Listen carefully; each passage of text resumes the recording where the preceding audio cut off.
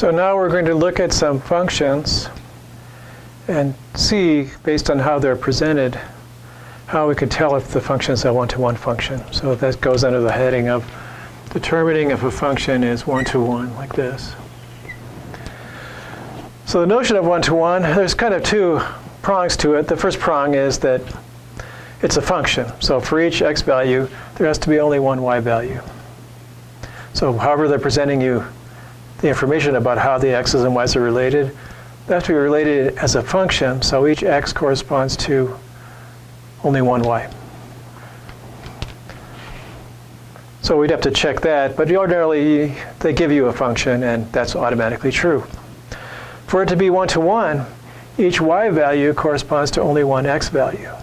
So now you look at the y's, you look at the whole thing kind of backwards and see if backwards it looks like it's a function, because forwards it looks like this, backwards it would look like that if you're talking about functions. But this is what makes it one-to-one, that each y value corresponds to only one x, where for functions, each x value corresponds to only one y. So if we have a function, say, listed here as a set of ordered pairs, we can tell it's a function because we don't repeat the first coordinate. This is a function too because the first coordinate's not repeated on the list. So each x only corresponds to one y. And we can tell if it's one-to-one because the second coordinate is not repeated. If it was, then we have two x's corresponding to the same y value. And each y is only supposed to belong to one x. So if we see y's repeated, 3, 4, 5, not, then that function is one-to-one. And here if we see y's repeated, 7, 5, 7, 2 sevens. So minus 2 corresponds to 7, and 9 also corresponds to 7.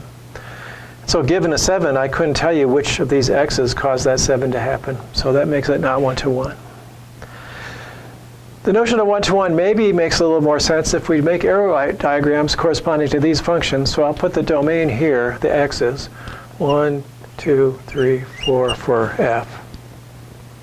And the range over here, 3, 4, 5, 6. And then you represent the function by arrows connecting the related items. So 1 goes to 3, 2 goes to 4, 3 goes to 5, and 4 goes to 6. So one-to-one basically says for each one here, there's only one over here, and each one here, there's only one over there. That's why it's called one-to-one.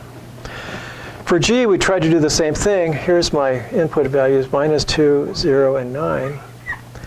And the outputs are just 5 and 7, like that. And -2 goes to 7, 0 goes to 5, and 9 also goes to 7.